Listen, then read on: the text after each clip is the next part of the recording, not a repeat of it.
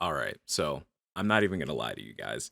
I was recording this. I started the day and I was like, I'm going to record the Wakanda Forever video and I'm going to do it in my super special VO booth because I'm a voice actor. So I have like this little, put together like soundproof, sound resistant tarp booth. And I was like, oh, I'm going to go in there and use it and make the quality sound really good. And the quality does sound really good. It probably sounds really good audio wise.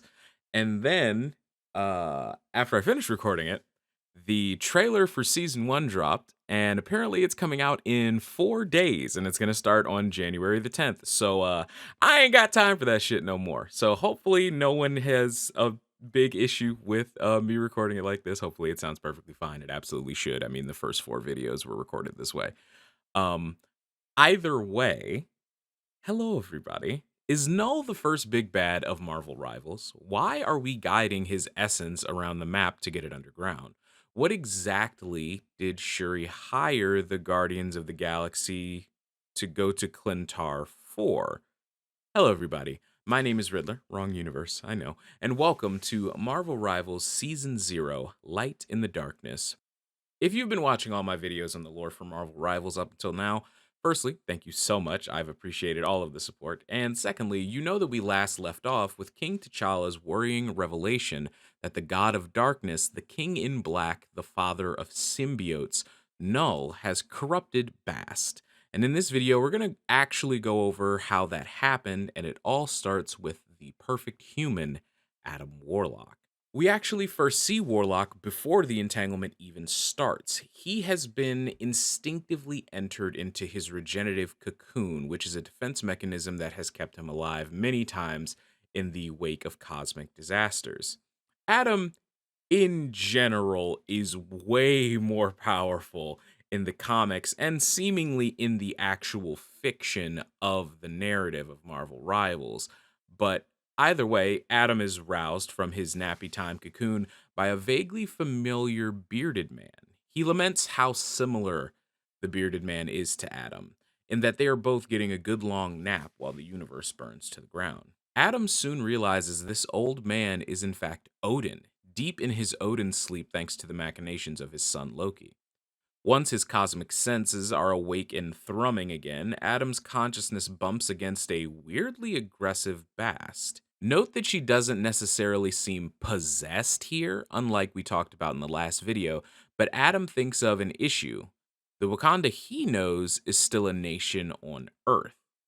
And this is when Warlock is brought up to speed by Bast and told that other realities have begun to drift together almost as though they are being gathered for something to feast on it. Then, like a snap of jaws, Bast goes silent, and Adam feels a corruption spread through her. Then, something even stronger reaches out to Adam. An unnamed celestial that Adam describes as feeling and sounding muted and faded, almost like a distant memory. The celestial says that she has been slain by a primal darkness even older than the celestials, who were for a long time believed to be the first beings to ever come into being. While Adam doesn't sense corruption through the Celestials, he does sense corruption on the Celestial, who confirms that the darkness and poison that killed them is still lingering on her corpse even now. Then, with one final panicked scream, she rings out from her body, her corpse. Beware, child of light. He has found you. Null. Instinctively, Adam's cocoon tightens, and then a majestic bird with flaming wings spanning the cosmos hurls Adam downward exactly where he needs to be. The moment he was gifted fills Adam with resolve. A barely awoken and quite confused Adam Warlock is easy prey for a threat of this magnitude. But a fully aware and more importantly determined Adam Warlock, I mean, not even the Soul Stone is able to deal with that.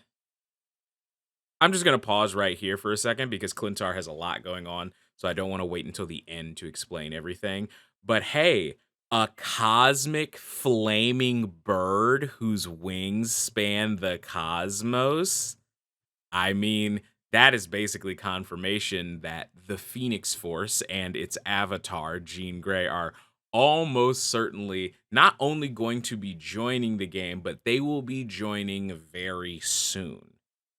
Okay, let's pick back up where we left off.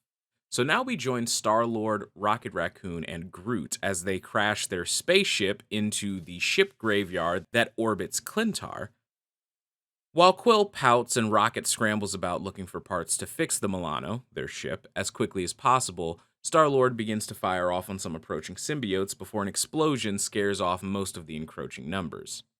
Rocket and Groot disappear into different directions looking for parts, and Quill decides it's probably best to begin working on the ship. After a few hours, he tries to get in touch with Rocket and Groot, but only gets interference perhaps from the massive floating celestial corpse that lists outside of Klyntar's orbit. For the next few hours, while he works on the repairs of the ship himself, Rocket and Groot return with a veritable horde of scrap.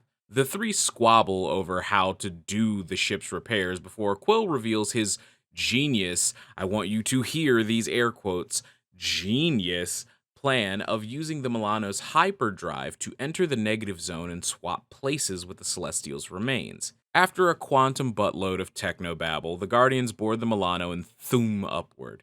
But as they trek briefly across the negative zone, again, just don't ask, this video is long enough, they notice that the ship is claiming that the decapitated Celestial is in fact alive.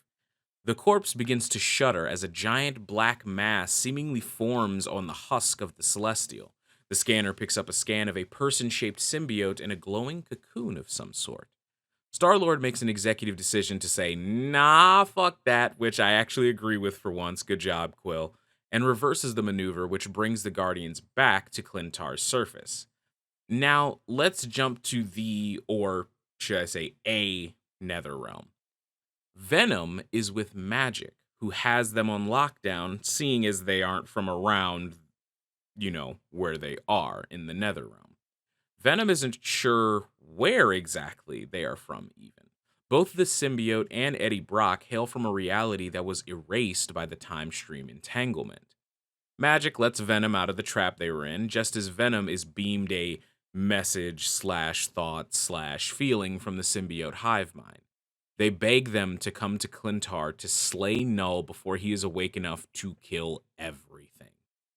Magic scoffs at the idea, saying Venom is going to need a bigger sword before returning to battle.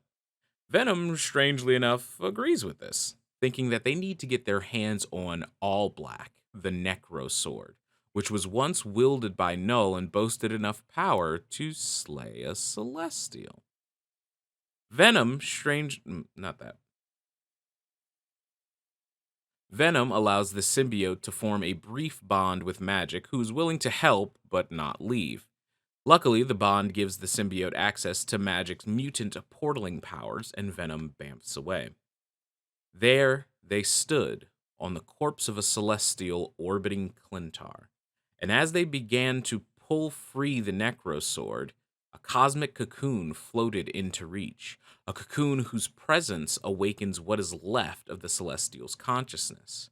The remaining fragments of the Celestial's conscious panics, seeing that a symbiote is on its corpse and that it is reaching for this dreaded sword. Venom gives the hilt one last tug, just as the Celestial lets out a psionic scream, sending Venom flying down to Klyntar's surface as the blade disappears even further into the corpse. Then, the cocoon is set upon by native symbiotes, to which Venom flings into action. Adam Warlock emerges from within, and once they realize their situations align and that they are there for the same reason, they pair up together. Then, depending on which side of the map you are on, either pushing the payload or stopping it, Venom is either trying to force Null's influence back into its prison or trying to slay Null altogether to take the throne for himself. And that's basically it. That was a long one. I appreciate you all so much for listening. And yeah, I mean, it can be argued that Null is an even bigger threat than whatever the hell Doom is planning. But the real question is, did Null see this as his opportunity, or did he make this his opportunity? Someone had to be sure to push the pieces into the right order to make sure the Dooms were doing this at the exact same time. I mean, it couldn't have been an accident, could it? My money is still personally on Time slash Kronos trying to punish Doom for his omnipresent hubris, but only time will tell. Thank you all so much for joining me. I'll see you in the next one where we go back down to Earth and try and find out what eldritch presence Hydra has awakened. That is, if it's not one of the ones we've already talked about. Thank you all so much for joining me, and until the next time I see you, be good people.